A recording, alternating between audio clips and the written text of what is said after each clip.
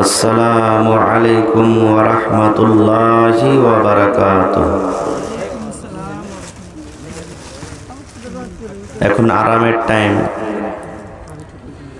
তবে কিছু আছেন লোক আপনারা আল্লাহর কাছে দোয়া করি রব্বুল আলামিন, যত লোক এত ঠান্ডার সময় আমরা বসে আছি, ছোট বড় নর নারী, আল্লাহ তুমি আমাদের বাসাকে কবুল করো, জীবনের গুনাহ খাতাকে মাফ করো আল্লাহ, কিয়ামতের দিন জান্নাতুল ফিরদৌসে জায়গা দিও আল্লাহ, আল্লাহুম্মা আমিন। তবে আমাকে ছেড়ে তো পালাবেন না আপনারা, কম করে আধ ঘন্টা থাকবেন তো পারেন ইনশাআল্লাহ।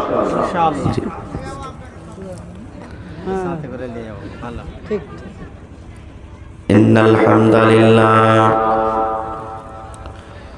নাহমাদুহু ওয়া নাস্তাঈনুহু ওয়া নাস্তাগফিরুহু ওয়া নাউযু বিল্লাহি মিন শুরুরি আনফুসিনা ওয়া মিন সাইয়্যাতি আমালিনা মান ইয়াহদিহিল্লাহু ফালা মুদিল্লা লাহু ওয়া মান ইউদ্লিলহু ফালা হাদিয়া লাহু وأشهد أن لا إله إلا الله وحده لا شريك له وأشهد أن محمدا عبده ورسوله أما بعد فإن خير الحديث كتاب الله وخير الهدي هدي محمد صلى الله عليه وسلم وشر الأمور محدثاتها وكل محدثة بدعة وكل بدعة ضلالة وكل ضلالة في النار. أعوذ بالله من الشيطان الرجيم. بسم الله الرحمن الرحيم. وما آتاكم الرسول فخذوه وما نهاكم عنه فانتهوا. وقال النبي صلى الله عليه وسلم كل أمتي يدخلون الجنة. মাটির বাড়ি মাটির ঘর, মাটির হবে বিছানা, এসেছো একা যাবে একা, সঙ্গে কেহ যাবে না।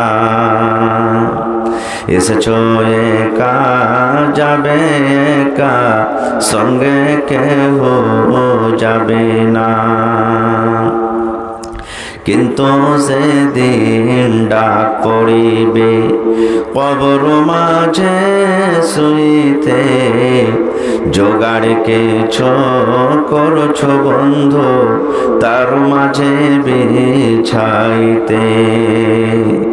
জোগাড় কেছো করছো বন্ধু তার মাঝে বিছাইতে।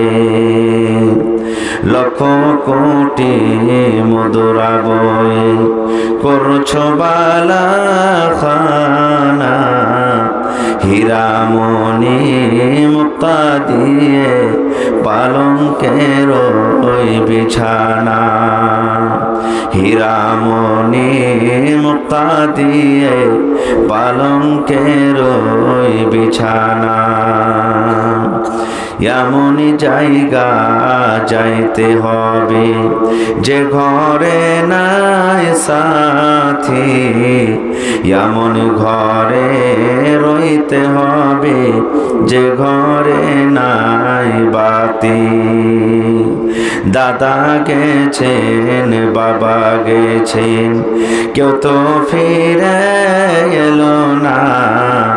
এমনি ভাবে যাইতে হবে, তোরা কেনে বুঝিস না? সাদেরই ছেলে চলে যাবে, আর তো আবার ডাকবে না।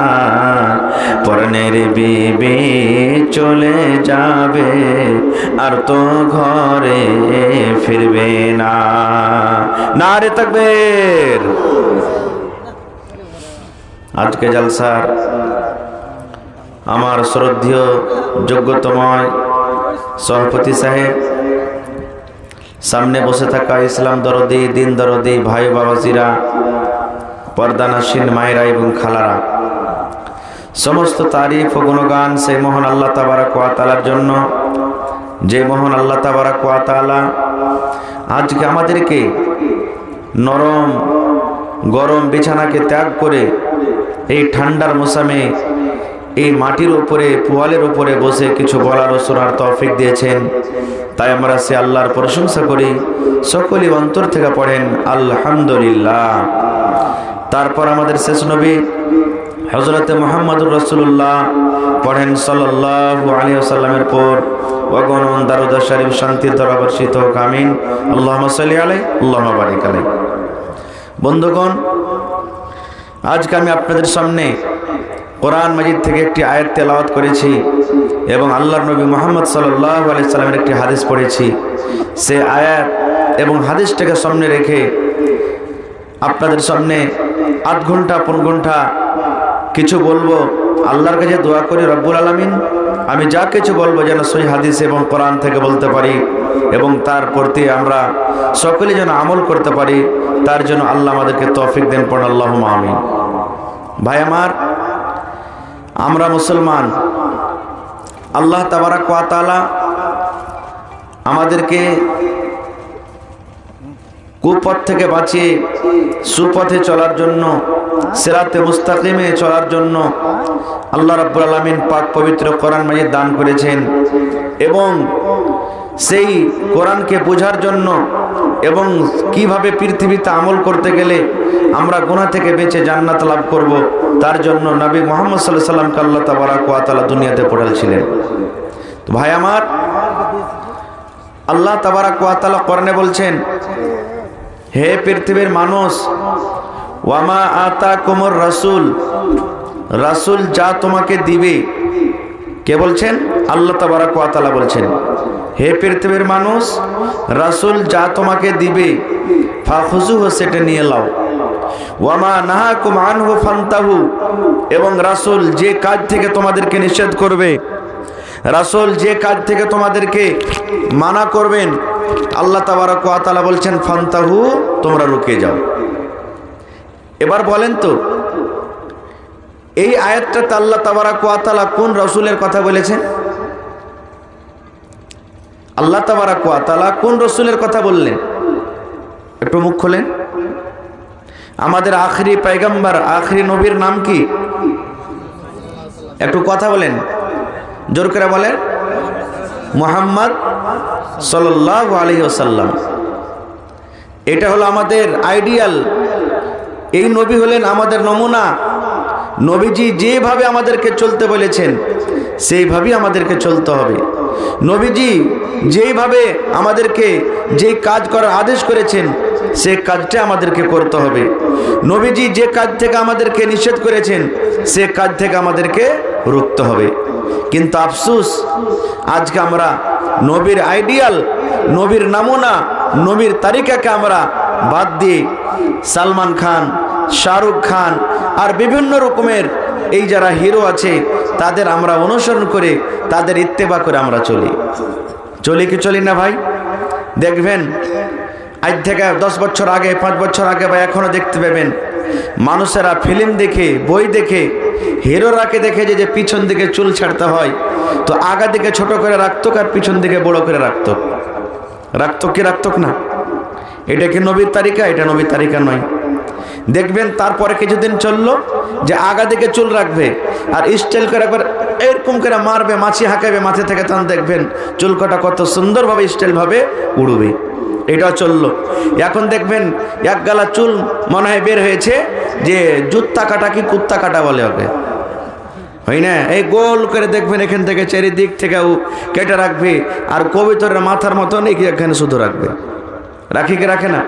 কত লোককে দেখবেন চুল তো কাটবে কিন্তু যেমন আমরা সিধা করি, সিধা করা সুন্নাত, সিধা করতে হবে, কিন্তু যখন সিধা করবে তো কেঁচি দিয়ে চুলকে কাটতে কাটতে কাটতে কাটতে যে সামনেতে সিধা করবে সামনেতে কাটবে। এরকম হয় কি হয় না? এবার বলেন ভাই, এগুলো কি আমল করতে গেলে আল্লাহ তাবারক ওয়া তাআলা খুশি হবেন? খুশি হবেন?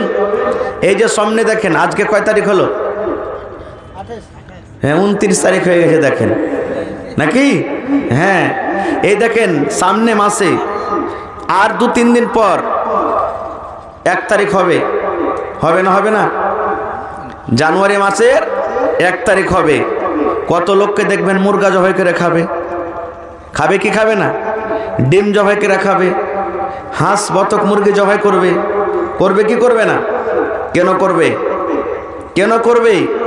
এই জন্য করবে যে আল্লাহ আজকে জানুয়ারি মাস 2024-এর 1ম তারিখ, আল্লাহ আজকে নতুন বছর শুরু হয়েছে, আল্লাহ আজকে আমি হাঁস মুরগি বতক খাবো, তো যেন গোটা বছর আমি এইভাবে খেতে থাকি।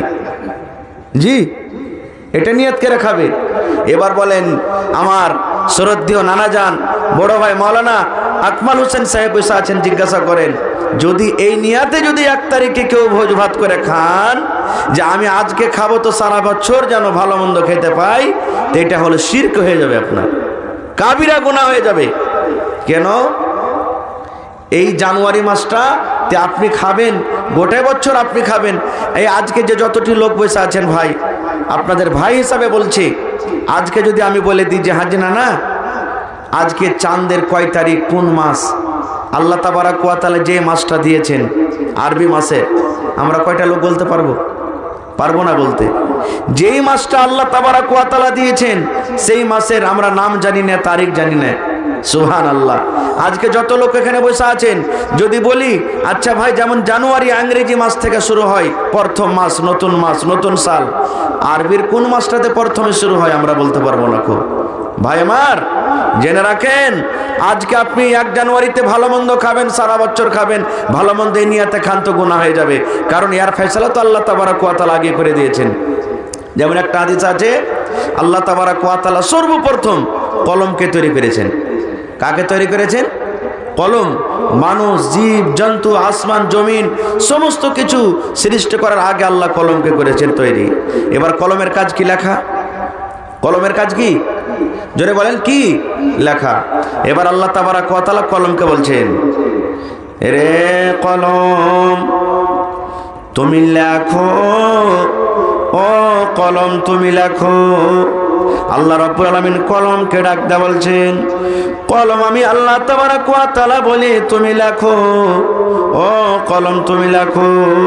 আহারে, এবার কলমের মুখ ফুটে গেল, কলমের জবান খুলে গেল। কলম আল্লাহ রাব্বুল আলামিনকে বলছেন, মাবুদ আমি কলম লেখার জন্য রেডি আছি, কলম আমি রেডি আছি, লেখার জন্য তৈয়ার আছে। আল্লাহ তুমি আদেশ করো কি লিখবো? আল্লাহ জি আমি কি লিখবো? এবারে আল্লাহ তাবারক ওয়া তাআলা কলমকে বললেন, কলম রে কিয়ামত পর্যন্ত যা কিছু হবে, যা কিছু ঘটবে, কলম তুমি এক এক এক করে সমস্ত লিখে দাও। কিয়ামত পর্যন্ত যা হবে কলম তুমি লিখে দাও। তাইলে মানুষ, জীব জন্তু, আসমান জমিন সৃষ্টি করার আগে আল্লাহ তাবারক ওয়া তাআলা লিখে দিয়েছেন যে আমি দুনিয়াতে কি খাবো, আপনি দুনিয়াতে কি খাবেন, আমি দুনিয়াতে কতদিন বাঁচবো, আপনি দুনিয়াতে কতদিন বাঁচবেন, সেদিনই লেখা হয়ে গেছে। আর একটা হাদিস আছে, আল্লাহ রাসূল বলেছেন, যেদিন মায়ের পেটে বাচ্চা ধরে, আল্লাহ রাব্বুল আলামিনের যেদিন আদেশ হয়, মায়ের পেটে যেদিন বাচ্চা হবে, এবার মায়ের পেটে সন্তান ধরে গেল, ছেলে হোক কিংবা মেয়ে হোক, এবারে দিন কাটতে কাটতে কাটতে কাটতে কাটতে 41 কেটে গেল, এই করে কাটতে কাটতে 42 কেটে গেল, আবার এই দিন কাটতে কাটতে 43 কেটে গেল। 43 কত মাস হয়? 4 মাস না 5 মাস? হায় আল্লাহ, খানি টেনে ভরা আছে নাকি মুখে? 340। যেদিন 4 মাস হয়ে যায়, হাদিসের কথা বন্ধুরে, আল্লাহ রাব্বুল আলামিন ফেরেশতাকে ডাক দিয়ে বলেন, ও আমার ফেরেশতা, চলে যাও চাঁচকি এলাকাতে, আঞ্জনা এলাকাতে চলে যাও, পাকুড়ে এলাকাতে চলে যাও, আমার অমুক বান্দের পেটে সন্তান আছে, আজকে 4 মাস হয়ে গেল, 4 মাস পূর্ণ হয়ে গেল, আমি আল্লাহ রাব্বুল আলামিন ওই নারীর পেটে, মহিলার পেটে যে সন্তান দান করেছি, তার ছেলের জান দিয়ে দিলাম, তার রূহ দিয়ে দিলাম, ছেলে মায়ের পেটে হিলা ডলা শুরু করে দিয়েছে। এবার আল্লাহ রাব্বুল আলামিন ওই ফেরেশতাকে আদেশ করেন, ফেরেশতা রে, তার ভাগ্যে, তার নসিবে 4খানা জিনিস তুমি লেখা দাও রে ফেরেশতা। 4খানার মধ্যে একটা জিনিস লেখা হয়। আল্লাহ রাব্বুল আলামিন ওই ফেরেশতাকে আদেশ করেন, ফেরেশতা রে, ওই আব্দুল্লাহ জন্ম নিবে, আব্দুর রহমান জন্ম নিবে, এই রমাইসা জন্ম নিবে, খালেদা জন্ম নিবে, যারে ফেরেশতা যা, ওই তার ভাগ্যে তুমি লিখে দাও আমার ওই বান্দে দুনিয়াতে কতদিন পর আসবে, দুনিয়াতে কতদিন বাঁচবে, দুনিয়াতে কি করে খাবে, ডাক্তারি করে খাবে, মাস্টারি করে খাবে, চাকরি করে খাবে, ব্যবসা করে খাবে, কি করে দুনিয়াতে খাবে রে ফেরেশতা, যাও যাও যাও, তার ভাগ্যে তুমি সেটা লিখে দাও। বন্ধুরে আমার, পর্যন্ত আল্লাহ রাব্বুল আলামিন আদেশে কলম লিখে দিয়েছিলেন। এবার ওই কলমের লেখাটা আল্লাহর আদেশে, রব্বুল আলামিনের আদেশে এবার ফেরেশতা মায়ের পেটে তার ট্রান্সফার করে দেয়। তাহলে তো সেখানেই লেখা হয়ে গেছে মায়ের পেটে যে আমি আপনি কি করে দুনিয়াতে খাবো, ভাত খেয়ে দিন কাটাবো, শাক খেয়ে দিন কাটাবো, মাছ মাংস খেয়ে দিনটা কাটবে, আমার কি খেয়ে দিন কাটবে, তখনই তো লেখা হয়ে গেছে। তাহলে এই জানুয়ারি মাসে নতুন সাল মানাটা এটা শরীয়ত বিরোধী কাজ, নবীর তারিকা মতন এটা কাজ নয়, নবীর তারিকা মতন এটা কাজ নয়। যদি কোনো মানুষ করছে তাহলে কিন্তু পাপের গুনার ভাগীদারি হয়ে যাবে। কারণ আল্লাহ বলছেন নবী যা দিবে সেটা তুমি করো, নিয়ে নাও, যেটা নবী নিষেধ করবেন সেটা তুমি রুখে যাও। এটা তো একটা হাদিস, কোরআন হলো। এবার হাদিসে চলেন, আল্লাহ রাসূল সাল্লাল্লাহু আলাইহি ওয়াসাল্লাম বলেছেন, কুল্লু উম্মতি ইয়াদখুলুনাল জান্নাহ, এই আমার উম্মত তোমরা শুনে নাও, জমিনের উপরে, আকাশের তলাতে যত আমার উম্মত রয়েছে সমস্ত উম্মত জান্নাতের ভিতরে যাবে, আমার সমস্ত উম্মত জান্নাতের ভিতরে যাবে। নবীর উম্মত কারা? যারা নামাজ পড়ে ওরা নবীর উম্মত, যারা নামাজ পড়ে না ওরা নবীর উম্মত, যারা রোজা রাখে ওরা নবীর উম্মত, যারা রোজা রাখে না ওরা নবীর উম্মত, যারা মদ পান করে ওরা নবীর উম্মত, যারা মদ পান করে না ওরা নবীর উম্মত, যারা দুনিয়াতে ভালো কাজ করে ওরা নবীর উম্মত, যারা শরীয়ত বিরোধী কাজ করে ওরাও নবীর উম্মত। আর নবী 1400 বছর আগে এলান করেছেন, উম্মত রে, কুল্লু উম্মতি ইয়াদখুলুনাল জান্নাহ, আমার যত উম্মত হবে সব জান্নাতের ভিতরে যাবে। তাহলে এখানে আপনারা যে বসে আছেন বলবেন যে হাজী মাওলানা, নবীর যখন সবাই উম্মত, চোর ডাকু লুচ্চা লাফান্দর নমাজি বেনামাজি সব, আর সবাই জান্নাতে যাবে, তাহলে এত কষ্ট করে যে আমরা এখানে বসে আছি কি দরকার? বাড়িতে শুধু থাকবো, বা চুরি চামারি করব, ডাকাতি করব, জেনা ব্যভিচার করব, জান্নাতে চলে যাব, এরকম মনে হয়েছে না? হয় না? তারপর হাদিসে কি বলেছেন নবী শোনেন, আল্লাহ রাসূল এবার খাস করে দিলেন, ও আমার উম্মতরা তোমরা শুনে নাও, আমার উম্মত জান্নাতের ভিতরে যাবে, আমার উম্মতেরা জান্নাতি হবে, কিন্তু উম্মতরা শুনে নাও, ইল্লা মান আবা, যারা আবা ওরা জান্নাতে যাবে না, যারা আবা গ্রুপে আছে, যারা আবা দলে আছে, যারা আবা জামাতে আছে, আবা ওরা জান্নাতে যাবে না রে, জান্নাতে যাবে না, আমার সমস্ত উম্মত জান্নাতের ভিতরে চলে যাবে। কিন্তু নবী বলেছেন উম্মত রে, যারা আবা ওরা জান্নাতের ভিতরে যাবে না, আবা যারা জান্নাতে যাবে না। ভাই মুসলমান, এবারে আপনাদের মনে মনে হয়তো একটা প্রশ্ন জাগছে যে হাজী মাওলানা, আবা জান্নাতে যাবে না, তা আবা কি জিনিস, আবা কাকে বলে? এরকম প্রশ্ন জাগছে না, জাগে না? রাসূল বললেন সবাই জান্নাতে যাবে কিন্তু আবা যাবে না। একজন সাহাবী দাঁড় হয়ে বললেন, ইয়া রাসূলুল্লাহ, আল্লাহর নবী গো, আপনি বললেন সমস্ত উম্মত জান্নাতের ভিতরে যাবে, কিন্তু যারা আবা ওরা জান্নাতে যাবে না। তবে নবী গো, আবা কার আমরা বুঝতে পারলাম না। আবা কোন লোকেরাকে বলা হয়, আবা কোন জামাতের মানুষরাকে বলা হয়, আবা কাকে বলে গো নবী আমরা বুঝতে পারলাম না। আল্লাহ রাসূল বললেন, সাহাবীরে, মান আতানি দাখালাল জান্নাহ ওয়া মান আসানি ফাকাদ আবা। আল্লাহ রাসূল বলেছেন, উম্মত যারা আমার অনুসরণ করবে, যারা আমার কথা মতন জীবনটা কাটবে, যারা আমার কথা মতন চলবে, ওরাকে আল্লাহ রাসূল বলেছেন জান্নাতে যাবে, এরা হলো আমার উম্মত। ওয়া মান আসানি ফাকাদ আবা, আর যারা আমার নাফরমানি করবে, নিজের মন মতন জীবন কাটবে, আমার তারিকা মতন জীবন কাটবে না, এরা হলো আবা। এরা কিয়ামতের দিন জান্নাতের ভিতরে যাবে না রে, এরা জান্নাতের ভিতরে যাবে না। নারে তাকবীর। তাহলে আমরা হাদিস থেকে কি বুঝলাম? যে জান্নাত পেতে গেলে কার তারিকা মতন চলতে হবে? জোরে বলেন, আর একটু জোরে বলেন। নিজের মন মতন যদি আমরা জীবনটা কাটি, নবীর তারিকা মতন যদি জীবনটা না কাটি, তাহলে ঠিকানা কোথায় হবে? জান্নাতে না জাহান্নামে? আর একটু জোরে বলেন। জি, আরো একটা হাদিস শোনেন। ইচ্ছা ছিল কিছু বলবো আপনাদের সামনে।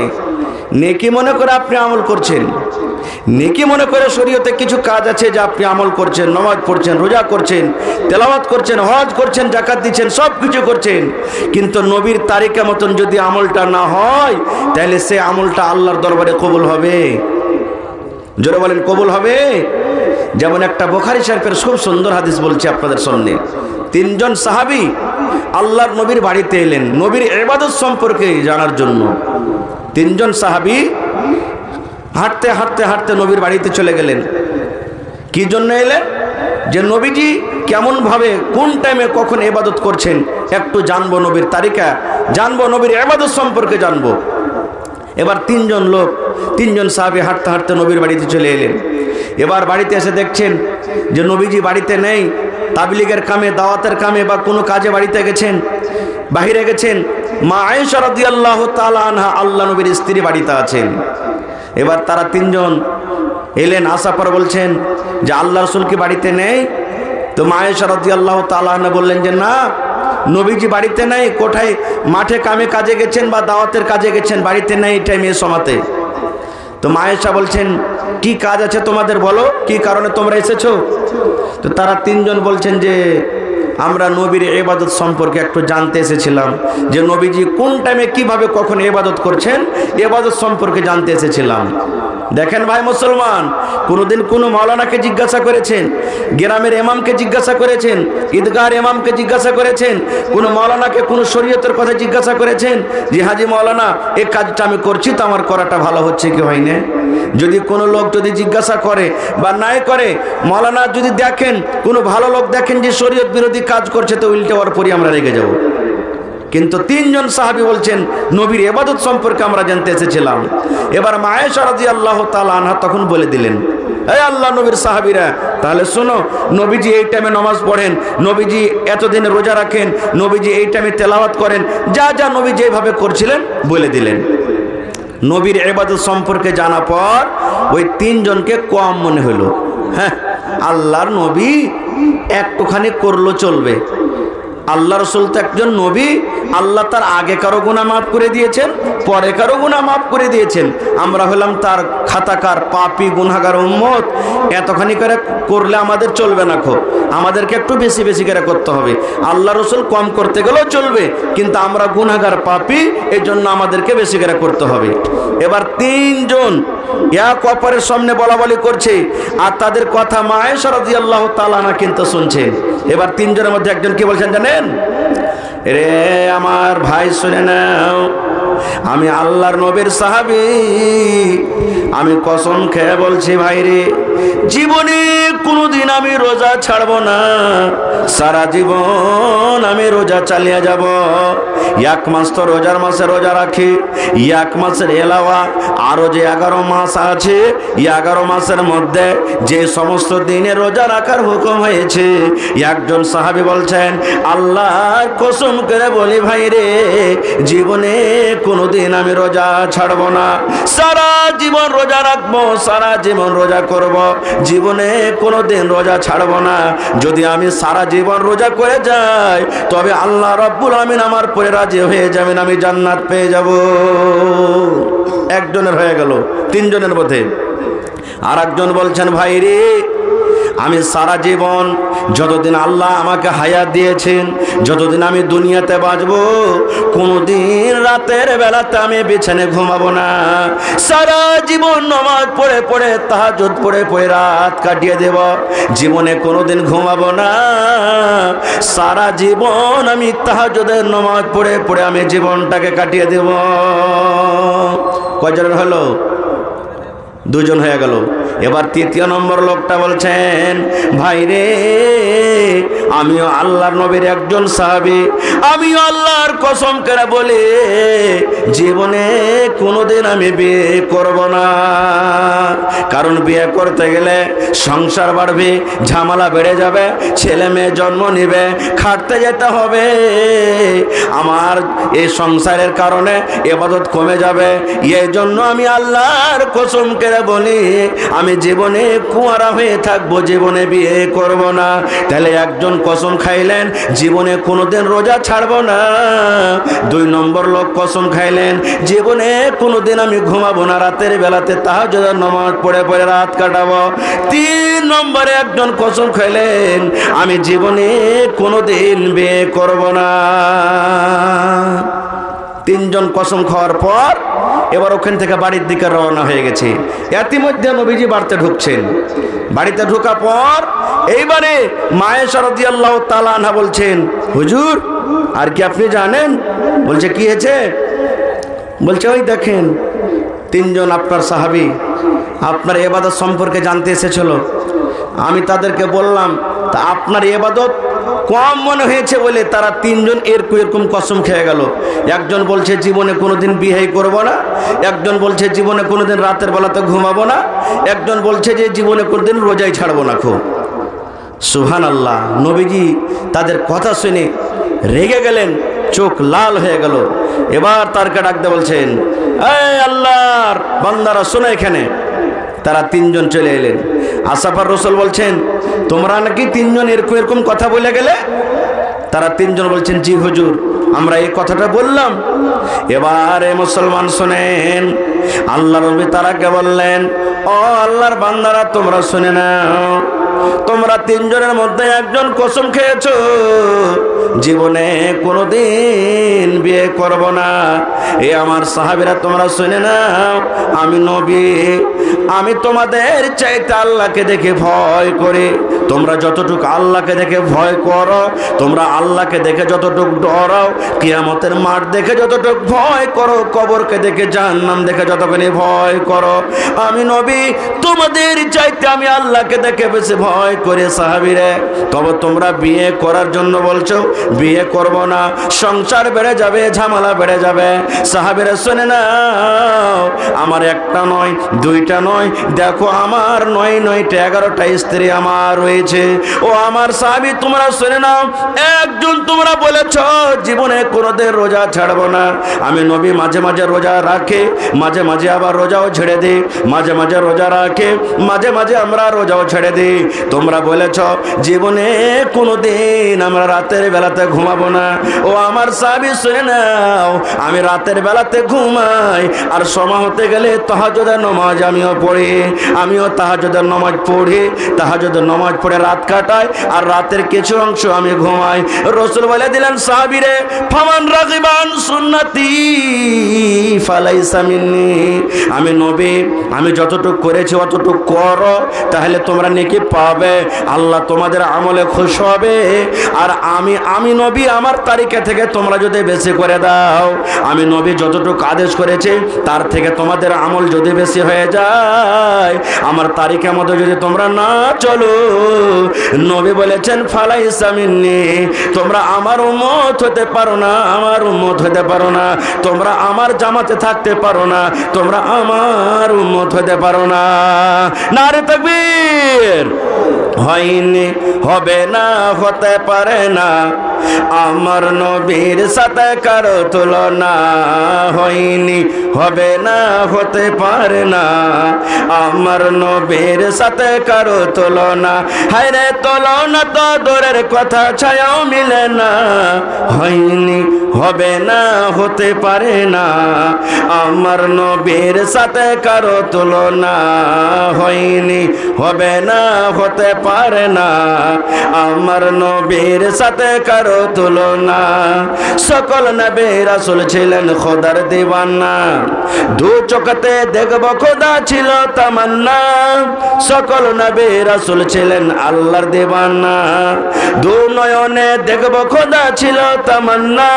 আরে মোর নবীকে ডেকে নিলেন দেখবে রব্বানা। হয়নি, হবে না, হতে পারে না আমার নবীর সাথে কারো তুলনা। হয়নি, হবে না, হতে পারে না আমার নবীর সাথে কারো তুলনা। ইউসুফকে দেখে যারা আঙ্গুল কেটেছে, তারা কি আমার নবীর রূপ দেখেছে? ইউসুফকে দেখে যারা আঙ্গুল কেটেছে, তারা কি আমার নবীর রূপ দেখেছে? আরে দেখতো যদি কেটে দিত, আরে দেখতো যদি কেটে দিত কলিজাখানা। হয়নি, হবে না, হতে পারে না আমার নবীর সাথে কারো তুলনা। হয়নি, হবে না, হতে পারে না আমার নবীর সাথে কারো তুলনা। যার শানে আল্লাহ তাআলা করলেন ঘোষণা, খলকে আজিম আমার শাহে মদিনা। যার শানে আল্লাহ তাআলা করলেন ঘোষণা, খলকে আজিম আমার শাহে মদিনা। মুসলমানি নবী ছাড়া কিছুই মানে না, মুমিনি নবী ছাড়া কিছুই বুঝে না। হয়নি, হবে না, হতে পারে না আমার নবীর সাথে কারো তুলনা। হয়নি, হবে না, হতে পারে না আমার নবীর সাথে কারো তুলনা। নারে তাকবীর। তাহলে আমলও যদি আমরা করি, কার তারিকা মতন করতে হবে? জোরে বলেন, নবীর তারিকা মতন।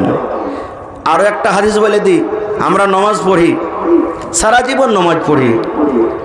যারা পড়ি না তো পড়ি না, যারা পড়ছি কত লোক দেখবেন নামাজ তো পড়ছে নাকি মনে করে, কিন্তু নবীর তারিকা মতন যদি নামাজ না হয়, তাহলে সারা জীবন নামাজ পড়তে গেলেও আল্লাহর দরবারে নামাজ কবুল, বলেন কবুল হবে না। যেমন একটা লোক নামাজ পড়ে না, তো ধরেন আমার মৌলানা সভাপতি সাহেব লোকটাকে বলছেন যে হারে ভাই নামাজ কেন পড়িস না? ওই নামাজ পড়ে কি পাবো, 10-15 মিনিট সময় লাগবে, এই সময়টাতে আমি যদি দোকানে বসে থাকি 10 টাকার বিক্রি হবে। তো বলছে ভাই একটা কথা বলবো। বলছে কি? বলছে তুই যদি নামাজ পড়িস তো তোকে প্রত্যেক ওয়াক্তের বদলাতে 10 টাকার টাকা দেব। তো লোকটা বলছে যে জায়গা যখন 10 টাকার টাকাই পাবো, তো দোকানে থাকলো 10 টাকা আমদানি হয়তো, নামাজ পড়বো তো নেকিটাও পাবো আর 10 টাকা করে পেয়েও নেব। বলে ঠিক আছে পড়বো। এবার নামাজ পড়তে পড়তে পড়তে পড়তে 1 মাস যেদিন হয়ে গেছে, এবার লোকটা তখন মৌলানা কাছে বলছেন, মৌলানা 1 মাস হয়ে গেছে, হিসাব করে টাকাটা দেন। তখন মৌলানা বলছেন যে আচ্ছা তুমি বলো তো, তুমি তো নামাজটা পড়েছ, তো নামাজটা পড়ে নেকিটা আমাকে দিবে না তুমি রাখবে? তুমি নামাজ পড়ছিলে না বলে তোমাকে এটা কথা বলেছিলাম। তখন বলছে রে চালাক মুলবি রে, তুই আমার সাথে চিটিংবাজ করলি, তুই ঠগালি, তোকে ঠগালছি। বলছে কি? বলছে যে আমি 1 মাস নামাজ পড়লাম না, কোনোদিন উজু করে নামাজ পড়িনি, বিনা উজুতেই নামাজ পড়েছি। তো কার ক্ষতি হলো? আল্লাহর নবীর জামানাতে সহিহ হাদিস, নবীজি একদিন মসজিদে বসে আছেন, মসজিদের এক কোণাতে, আর একটা আরবি হাদিসে আরবি দেহাতের মানুষকে বলা হয়, যারা দেহাতে বসবাস করে। দেহাতি সাহাবী একজন এসে মসজিদের অন্য সাইডে নামাজ পড়তে শুরু করেছেন। নামাজ পড়ছেন, নবীজি টার চোখ করে দেখছেন ওর দিকে যে লোকটা কেমন করে নামাজ পড়েছে। নামাজ পড়ার পর এবার নবীর কাছে গেলেন, আসসালামু আলাইকুম ইয়া রাসূলুল্লাহ। আল্লাহ রাসূল বলছেন ওয়ালাইকুম আসসালাম। এতখানি বললেন, তারপর রাসূল কে বলছেন জানেন? রে আমার সাহাবী, ইরজি ফাসাল্লি ফাইন্নাকা লাম তুসাল্লি। ও আমার সাহাবী, তুমি নামাজ পড়ো, তুমি নামাজ পড়োনি। আচ্ছা বলেন তো, সেই সাহাবী নামাজ পড়ে সালাম দিলেন না বিনা নামাজে সালাম দিয়েছেন? জোরে বলেন। নামাজ পড়ে, কিন্তু নবীর হাদিস দেখেন, নবীজি ওই সাহাবীকে কি বলছেন? ও আমার সাহাবী, ইরজি ফাসাল্লি, তুমি ঘুরে যাও, তুমি নামাজ পড়ো। ফাইন্নাকা লাম তুসাল্লি, কারণ তুমি নামাজ পড়োনি। দয়ার নবী এই কথা বললেন না, সাহাবী রে তুমি যে নামাজ পড়েছ রে বাবা, আমি নবী তোমার নামাজ পড়া দেখেছি, কিন্তু বাবারে শুনে নাও, যেই তারিখেতে আমি নবী নামাজ পড়ার আদেশ করেছি ওই তারিখেতে তুমি নামাজ পড়োনি। এই জন্য বাবারে তুমি নামাজ পড়ো, তোমার নামাজ পড়া হয়নি।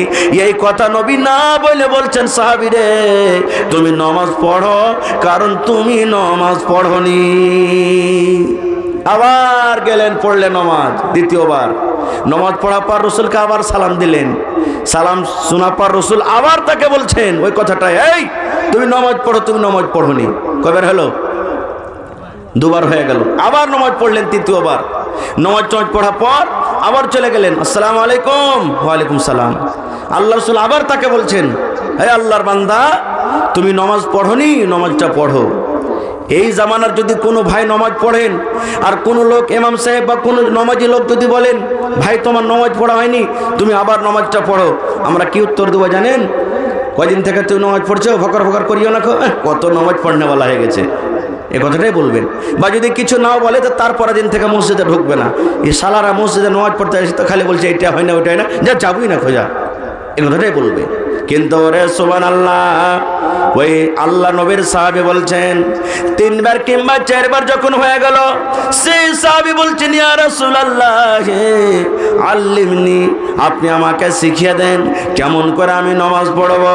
নবী গো, আপনি যদি 100 বার করে আপনি আমাকে ঘুরিয়ে দেন, এইভাবে আমি নামাজ পড়বো, এইভাবে নামাজ পড়তে জানি, ইয়ার থেকে ভালো করে আপনি নামাজ পড়তে জানি না। নবী গো আল্লিমনি, আপনি দয়া করে আপনি আমাকে নামাজটা শিখিয়ে দেন কেমন করে নামাজ পড়তে হবে। এই হাদিসটা কেন বললাম? ওরে আল্লাহ নবীর একটু হাদিসের পরে একটু ধ্যান দেন বন্ধুরে। দয়া রাসূল ওই সাহাবীকে বললেন, সাহাবী রে তুমি নামাজ পড়ো, নামাজ পড়োনি। কারণ আল্লাহ রাসূলও জানছেন যে আমার সাহাবী নামাজ পড়লেন, নবী দেখলেন যে আমার সাহাবী নামাজ পড়লেন, নামাজ পড়ার পর আমাকে সে সালাম দিয়েছে। তবু রাসূল বললেন, সাহাবী রে তুমি নামাজ পড়ো, কারণ তুমি নামাজ পড়োনি। তাহলে এই হাদিস থেকে আমরা বুঝতে পারলাম, আমার বয়স 50 বছর হয়ে গেল, আমি 10 বছর থেকে নামাজ পড়ছি, আমি 30 বছর থেকে নামাজ পড়ছি, আমি 5 বছর থেকে নামাজ পড়ছি। যদি আমার নামাজ নবীর তারিখের মতো না হয়, নিজের মন মতন যদি আমি নামাজ পড়ে জীবনে যত আমরা সাজদা করেছি, একটাও সাজদা আল্লাহর দরবারে কবুল হয়নি, এক ওয়াক্তের নামাজ আল্লাহর দরবারে কবুল হয়নি, এক টাইমেরও আমাদের নামাজ কবুল হয়নি। ভাই আমার, তাহলে শুধু ইবাদত করলে হবে না, ইবাদতটা জানতে হবে যে নবীর তারিখে কি আছে। এখানে আর একটা হাদিস শোনেন। এই যুবক আপনাদেরকে বলছি, আজকে যুবককে মসজিদে ডেকে পাওয়া যায় না। আর আল্লাহ রাসূলের সাহাবী দেখেন, সাহাবায়ে কেরাম যখন মক্কা থেকে হিজরত করে মদিনায় চলে গেলেন, নবীজি ভাই বানিয়ে দিলেন। কি বানালেন? ভাই। ভাই মক্কার যেগুলো সাহাবী চলে গেলেন ওরাকে মুহাজির বলা হয়েছে, আর আনসারিতে যে মুসলমান সাহাবী আছে ওরাকে আনসার বলা হয়েছে। মদিনাতে যারা আছেন ওরাকে আনসার, আর মক্কাতে থেকে যারা হিজরত করে গেছেন ওরাকে কি বলা হয়েছে? মুহাজির। তা আল্লাহর নবী সাল্লাল্লাহু আলাইহি সাল্লাম একজন সাহাবী সালমান রাদিয়াল্লাহু তাআলা আনহু আর একজন সাহাবী আবু দারদা রাদিয়াল্লাহু তাআলা আনহু, দুজনকে ভাই বানিয়ে দিলেন। কি বানালেন? জোরে বলেন। ভাই। কেন? এই মক্কার লোকেরা এই নবীর জন্য, কোরআনের জন্য, দিনের জন্য বাড়ি ঘর ছেলে মেয়ে সব ছেড়ে চলে এসেছে, কিছু তাদের নাই। এই জন্য নবী ভাই বানিয়ে দিলেন। এই তোমরা এটা ভাই মনে করো রে, যেমন নিজের ভাই চলাফেরা করে, যেমন নিজের মায়ের পেটের ভাই চলাফেরা করে, এই মতো নবীজি ভাই বানিয়ে দিলেন। একজন সাহাবীর ঘটনা বলবো। একজন সাহাবী হলেন সালমান রাদিয়াল্লাহু তাআলা আনহু, আর একজন সাহাবী হলেন আবু দারদা রাদিয়াল্লাহু তাআলা আনহু। দুজনের মধ্যে নবীজি ভাই বানিয়ে দিলেন। এবার বলেন, আমরা চাচার বাড়ি, শ্বশুরের বাড়ি, নানার বাড়ি, বিহাইয়ের বাড়ি বেড়াতে যাই কি যাই না? ভাইয়ের বাড়ি বেড়াতে যাই কি যাই না? যাই। তো সালমান রাদিয়াল্লাহু তাআলা আনহু একদিন ভাইয়ের বাড়ি বেড়াতে গেছেন। ভাইয়ের নাম কি? আবু দারদা রাদিয়াল্লাহু তাআলা আনহু। ভাইয়ের বাড়ি বেড়াতে গেছেন। এবার যে টাইমে ভাইয়ের বাড়ি বেড়াতে গেলেন, ওই টাইমে কিন্তু ভাই আবু দারদা বাড়িতে নেই। ভালো করে শুনবেন হাদিসটা। সালমান রাদিয়াল্লাহু তাআলা আনহু ভাই আবু দারদার বাড়ি বেড়াতে গেলেন, যেই টাইমে ঢুকলেন ওই টাইমে আবু দারদা রাদিয়াল্লাহু তাআলা আনহু কিন্তু বাড়িতে নেই। কে বাড়িতে আছেন? আবু দারদার স্ত্রী উম্মে দারদা রাদিয়াল্লাহু তাআলা আনহা বাড়িতে আছেন। তার ভাবি হলো, ভাবি বলেন না ভানি বলেন? হ্যাঁ, ভাবি বাড়িতে আছেন।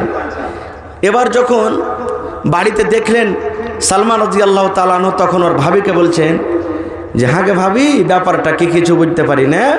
বলছে কি রে ভাই? বলছে তুই এত কেন এরকম সাধারণ হয়ে আছিস? তোর মাথার চুলগুলা মরিচের গাছের মতন উস্কো খুস্কো হয়ে আছে, ঠোঁট পালিশ দিয়ে নেস, মেকআপ করে নেস, ভালো নতুন কাপড় পিন্ধে নেস, সিধা করে নেস, খুব সুন্দর হয়ে সেজে খুঁজে নেস, কি ব্যাপার এরকমই সাধারণ হয়ে আছিস তুই? কিছু বুঝতে পারি না। কাকে বলছেন? ভাবিকে বলছেন। সহি হাদিস ভাই, গল্প নয়। এইবারে যখন কথাটা শুনলেন, তখন আবু দারদার স্ত্রী বলছেন, কার জন্য সাজব রে ভাই? কে আমাকে দেখবে? কার জন্য আমি সাজবো? কে আমাকে দেখবে? কাকে আমি দেখাবো? সিধা করে আমি কাকে দেখাবো? কে আমার সিধা দেখবে? মেকআপ করে থাকবো, কে আমার চেহারা দেখবে?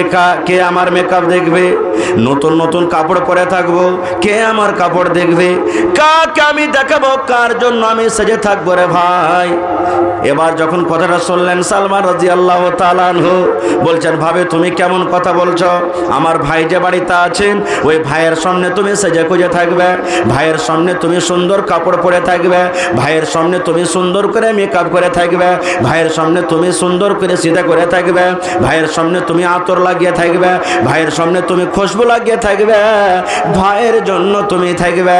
এবার যখন কথাটা বলার সালমান রাদিয়াল্লাহু তাআলা আনহু বলেন, আমার ভাবি বলছেন, ভাই রে তোমার ভাই আমার দিকে দেখে না। কেন দেখে না? দিনের বেলাতে তোমার ভাই আবু দারদা রোজা রাখে, রোজা করে দিনের বেলাতে। এবার আপনারা জানেন রোজার বেলাতে কি বিবির সাথে মিলন করতে আছে আদেশ আছে? বিবির সাথে মিলন করে আল্লাহ হারাম করে দিয়েছেন।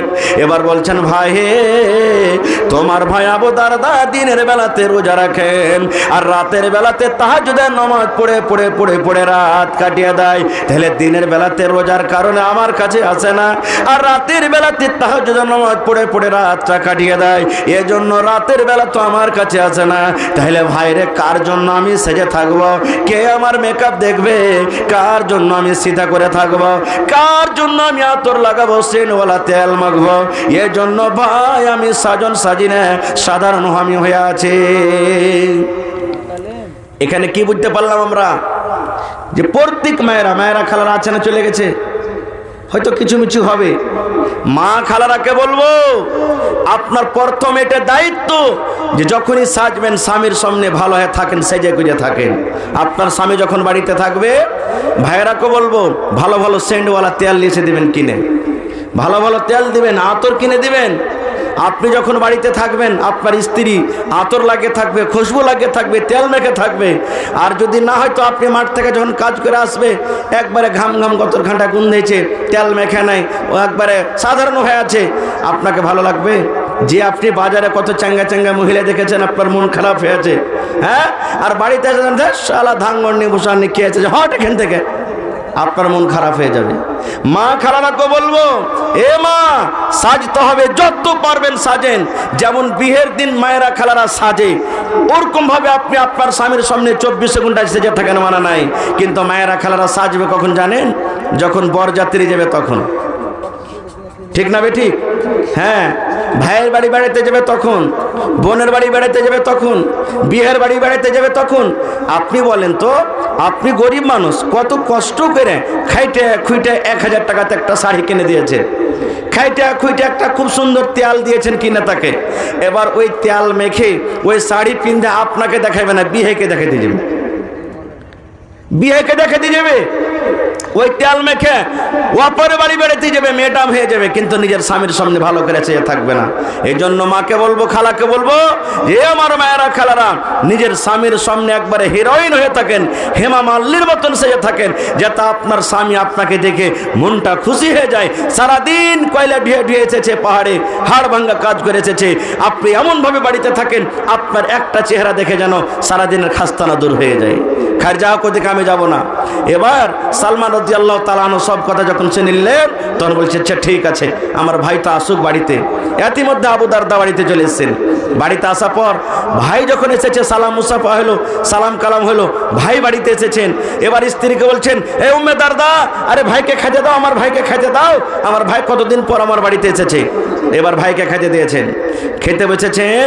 এবার সালমান কি বলছেন, আবু দারদা ভাই, আমি একাই খাবো না, তুমি এসো আমার সাথে খাও। বলছে ভাই আমি খাবো না। কেন? বলছে আমি রোজা করে আছি, রোজার হালাতে তো খেতে মানা আছে, খাবো না। যখন কথাটা বলা, এবারে সালমান কি বলছেন শুনেন, ও ভাই আবু দারদা শুনে নাও, যদি তুমি আমার সাথে খানা না খাও, যদি আমার সাথে তুমি খানা না খাও, আমি তোমার বন্ধু, আমি তোমার ভাই, আমি তোমার দোস্ত সালমান, তোমার বাড়ির খানা আমিও খাবো না। যখন তুমি সন্ধ্যায় বেলাতে ইফতার করবে খাবে, তখন আমি তোমার সাথে খাবো না, আমি দিন কাটাবো না খেয়ে থাকবো ভাইরে, আমিও তোমার বাড়ির না দানা খাবো না, পানি পান করব। যদি তুমি আমাকে খেতে দিতে চাও, আমার সাথে সাথে বসে তুমিও খানা খাও, কারণ আমি একাই খানা খাবো না। কি করবে, মজবুর হয়ে গেল বেচারি।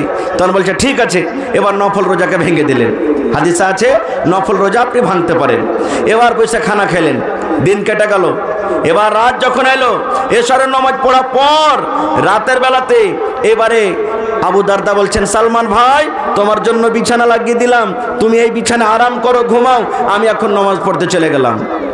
যখন কথাটা বলা, সুবহানাল্লাহ, দেখবেন যখন নতুন নতুন বাহেরা বিয়ে করেন, ভাবি হোক বাড়িতে বা নানি হোক বা এই ধরনের কোনো মেয়ে হোক, ওকে সাথে করে ঘর পর্যন্ত রাখে কি রাখে না, যা চলে যা। এই মতো যখন আবু দারদা বলছেন, ভাই সালমান তুমি এখন বিছানায় ঘুমাও, আমি নামাজ পড়তে চলে গেলাম।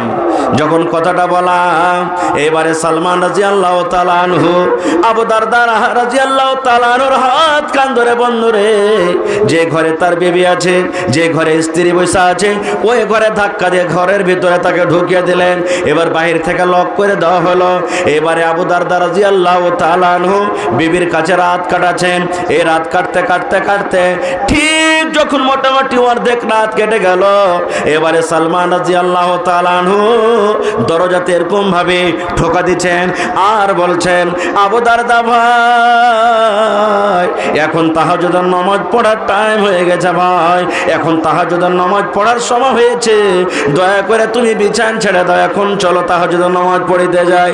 আবু দারদা বললেন, আমি যে রাতের বেলাতে বিবির কাছে থাকলাম, আমি রাতের বেলাতে বিবির কাছে আরাম করলাম, আমি বিবির সাথে সহবাস করলাম, আমার পরে গোসল ফরজ হয়েছে, ফরজ গোসল করলাম, ফরজ গোসল করার পর এবারে আমরা তাহাজ্জুদের নামাজ পড়তে শুরু করলাম। তাহাজ্জুদের যখন নামাজ পড়া হয়ে গেল, এবারে আবু দারদা বলেন, সালমান আমাকে নসিহত করতে লাগলেন, ওয়াজ করতে লাগলেন। কি ওয়াজ করলেন? ও ভাই আবু দারদা শুনে নাও, আল্লাহ রাব্বুল আলামিন তোমাকে যে দুটো চোখ দান করেছেন, এটা আল্লাহর খুব বড় নিয়ামত। এই চোখকে রাতের বেলাতে তোমাকে আরাম করাতে হবে। আল্লাহ রাব্বুল আলামিন এই যে তোমাকে একটা বডি দিয়েছে, এই বডিকে তোমাকে আরাম দিতে হবে। ওরে সালমান বলছেন, আবু দারদা ভাই তুমি শুনে নাও, তোমার উপরে তোমার মেহমানের হক আছে, বাড়িতে যদি মেহমান তোমার আছে, মেহমানের সাথে বসে তোমাকে খেতে হবে, মেহমানের সাথে তোমাকে গল্প করতে হবে। তোমার বাড়িতে যে স্ত্রী আছে, আল্লাহর তো একটা খুব বড় নিয়ামত, তোমার স্ত্রীর তাও তোমার পরে হক আছে, হক আদায় করতে হবে। তোমার বাড়িতে ছেলে মেয়েরা আছে, তাদের সাথে কথা বলতে হবে, তাদেরকে সময় দিতে হবে। এ তোমার ছেলে মেয়ে তোমার পরে হক রয়েছে। আবু দারদা বলেন, আমার ভাই সালমান আমাকে বললেন, ও ভাই আবু দারদা, তুমি যদি স্ত্রীর হককে মেরে দাও, তুমি যদি মেহমানের হককে মেরে দাও, তুমি যদি তোমার চোখের হককে মেরে দাও, সমস্ত হককে মেরে দিয়ে যদি তুমি এক আল্লাহর হক আদায় করো, এরকম ইবাদত আল্লাহর দরবারে কবুল হবে না। এরকম ইবাদতের আল্লাহর কোনো দরকার নাই। সমস্ত হককে মেরে তুমি একমাত্র আল্লাহর হক আদায় করবে, এরকম ইবাদতে রব্বুল আলামিন জীবনে কোনোদিন রাজি হবেন না। এতটি কথা পর ফজরের আজান হয়ে গেল। এবার আবু দারদা বলেন, আমি ফজরের নমাজ নবীর সাথে আমি পড়লাম। এবার নমাজ যখন শেষ হয়ে গেল, এবার আবু দারদা বলেন, আমি এক পা দু পা করে হাঁটতে হাঁটতে নবীর পঞ্জরে চলে গেলাম। যাওয়া পর এবারে বললাম, ইয়া রাসূলুল্লাহ, আমার সাথে আজকে একটা ঘটনা ঘটেছে নবী গো। দয়ার রাসূল বললেন, আবু দারদা কি ঘটনা ঘটেছে? এবারে আবু দারদা বললেন, নবীজি, আমার ভাই সালমান আমার বাড়িতে এসেছে, আমার ভাই সালমান আমার বাড়িতে এসেছে। আমি তাকে খাবার দিলাম গো নবীজি। আমি যতক্ষণ পর্যন্ত তার সাথে না বসলাম, আমার খানা খেলো না। আমি রোজা ভেঙে তার সাথে খানা খাইলাম। এবার রাতের বেলাতে আমাকে আমার স্ত্রীর ঘরে ঢুকিয়ে দিলে, এবার রাতের বেলাতে আমি কিছু রাত স্ত্রীর সঙ্গে কাটালাম। ফরজ গোসল করার পর তাহাজ্জুদের নামাজ পড়লাম। তারপর আমাকে কিছু নসিহত করেছে।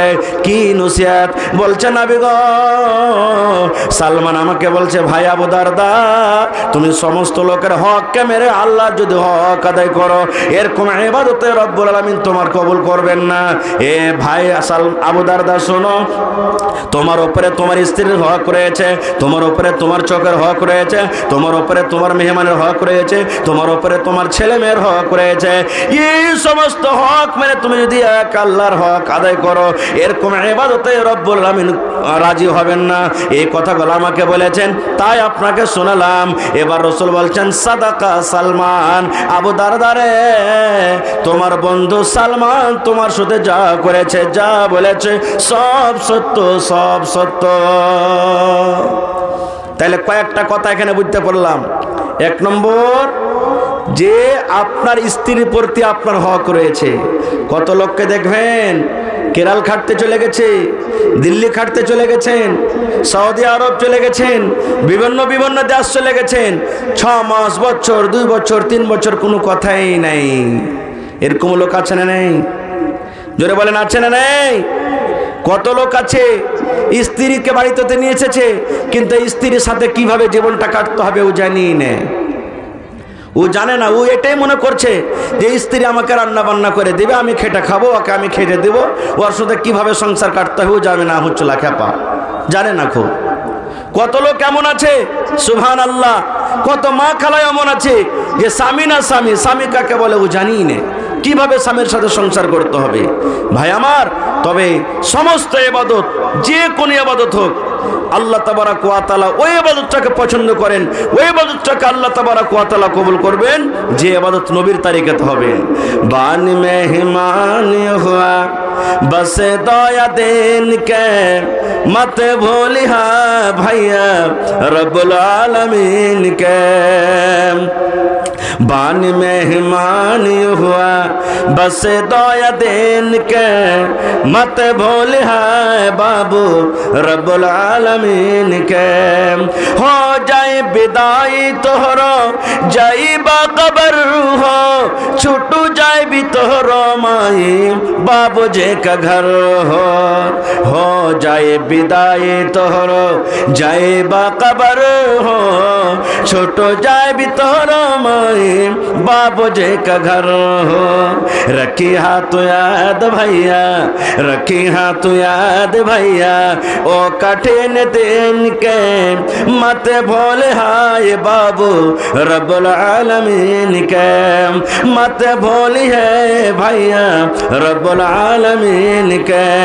माए बाबू जी के प्यार दुलार सभी छूट जाए, छोड़ के सबसे नाता हो जाए विदाई। माए बाबू जी के प्यार दुलार सब छूट जाए, छोड़ के सबसे नाता हो जाए विदाई। पहले गरम पानी डलिहा, पहले गरम पानी डलिहा, फिर ले प्लग साबुन से, मत भूली है भैया रब्बुल आलमीन के। नारे तकबीर। भाई हमार